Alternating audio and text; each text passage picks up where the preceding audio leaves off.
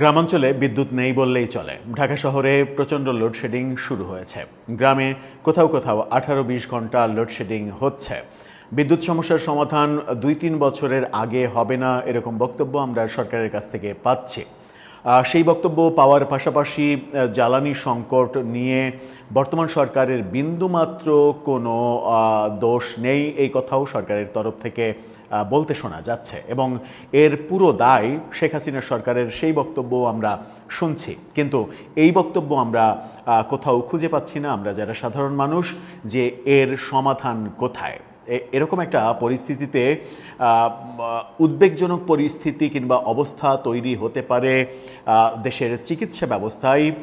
এই উদ্বেগকে এবার আমরা বাস্তবতায় রূপ পেতে দেখলাম চট্টগ্রাম মেডিকেল কলেজ হাসপাতালে।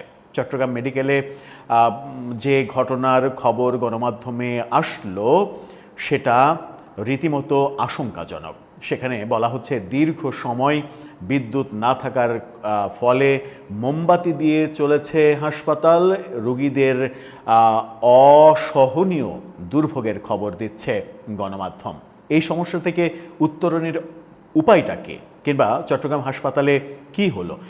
একটা বিভাগীয় শহরের প্রধান হাসপাতাল, মেডিকেল কলেজ হাসপাতালে যদি এরকম অবস্থা হয়, সেখানে যদি বিদ্যুতের ব্যাকআপ না থাকে, তাহলে কতটা ভয়ঙ্কর পরিস্থিতিতে আমরা বাস করছি। চলুন একটু চট্টগ্রাম থেকে ঘুরে আসি কি হলো। গত রাতে এই খবরটা যখন আসে তখন থেকে কি আলোচনা হচ্ছে, সেই আলোচনাই করবো এই ভিডিওতে। থাকবেন পলিটিক্স টিভির নিয়মিত আয়োজনে।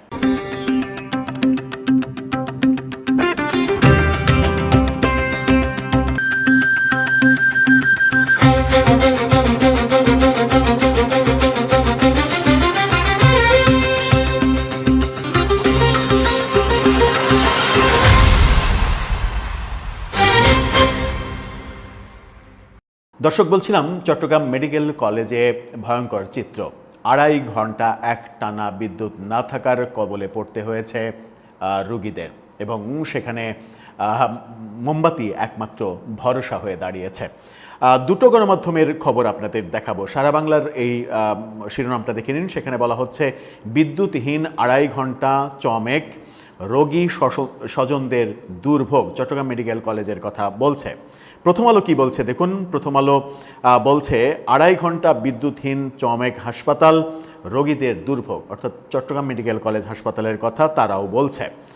এখানে যেটা বলা হচ্ছে সেটা হচ্ছে যে বিদ্যুৎ উন্নয়ন বোর্ড পিডিবির পূর্ব ঘোষিত সংস্কার কাজের জের ধরে 2.5 ঘন্টা বিদ্যুৎহীন ছিল চট্টগ্রাম মেডিকেল কলেজ হাসপাতাল। শনিবার সকাল 9:45 থেকে বেলা 11:15 পর্যন্ত বিদ্যুৎ ছিল না। হাসপাতালের স্বাভাবিক কাজ মারাত্মকভাবে ব্যাহত হয়েছে। এক্স-রে, আল্ট্রাসনোর মতো জরুরি পরীক্ষা নিরীক্ষা বন্ধ হয়ে পড়ার পরে দূর দূরান্ত থেকে আসা শত শত রোগীকে চরম ভোগান্তি পোহাতে হয়েছে। জানা গেছে জরুরি প্রয়োজনে জেনারেটর চালু করা হলেও তা দিয়ে বড় ভারী যন্ত্রপাতি কিংবা শীতাতাপ নিয়ন্ত্রিত ব্যবস্থা চালানো সম্ভব হয়নি। চট্টগ্রাম মেডিকেল কলেজের রেডিওলজি ও ইমেজিং বিভাগের প্রধান কাজী মোহাম্মদ আলম বলেছেন, এসি বন্ধ থাকায় আল্ট্রাসনোগ্রাফি মেশিন চালানো যায়নি এবং বিদ্যুৎ না থাকায় বিভাগের 6টি এক্স-রে মেশিনের কাজ বন্ধ রাখতে হয়েছে। এতে করে মুহূর্তেই কাউন্টারগুলোর সামনে রোগীদের দীর্ঘ সারি লক্ষ্য করা যায়। পরীক্ষা নিরীক্ষার পাশাপাশি টিকিট কাউন্টারের স্বাভাবিক কার্যক্রমও বন্ধ হয়েছে, কারণ টিকিট কাউন্টারের ব্যবস্থাও অটোমেশন। বিদ্যুৎ চালিত কম্পিউটার না চললে টিকিট কাউন্টারের ওই ব্যাপারটাও চলবে না। পিডিবির বিক্রয় এবং বিতরণ বিভাগের নির্বাহী প্রকৌশলী শহীদুল ইসলাম বলেছেন, স্টেডিয়াম এলাকার একটি ফিডারে কেবলিং ও জরুরি মেরামতের জন্য আগে থেকেই এলাকাভিত্তিক বিদ্যুৎ বন্ধের ঘোষণা ছিল। তবে চট্টগ্রাম মেডিকেল কলেজ হাসপাতাল থেকে কল পাওয়ার পরপরই রোগীদের কষ্টের কথা বিবেচনা করে বিশেষ ব্যবস্থায় সংযোগ চালু করা হয়েছে। হাসপাতালের পরিচালক ব্রিগেডিয়ার জেনারেল তসলিম উদ্দিন বলেছেন, রোগীদের দুর্ভোগ কমাতে জরুরি ভিত্তিতে বিদ্যুৎ বিভাগের সঙ্গে যোগাযোগ করা হয়েছিল। পরবর্তীতে তারা বিদ্যুৎ সরবরাহ করে, তবে বিদ্যুৎ না থাকলেও হাসপাতালের জরুরি সেবায় কোনো বিঘ্ন ঘটেনি। আপনি তো বলবেনই বিঘ্ন ঘটেনি, আপনার হাসপাতালে 2.5 ঘন্টা বিদ্যুৎ থাকলো না, এরপরে আপনাদের হস্তক্ষেপে বিদ্যুৎ বিশেষ ব্যবস্থায় দেয়া হলো। তো চট্টগ্রাম মেডিকেল কলেজ হাসপাতালের মতো মানে একটা বিভাগীয় শহরের প্রধান হাসপাতাল এবং মেডিকেল কলেজের হাসপাতাল, সেই হাসপাতালে বিদ্যুৎ বন্ধ হয়ে যাবে, বিকল্প কোনো ওয়ে থাকবে না, এটা তো হতে পারে না।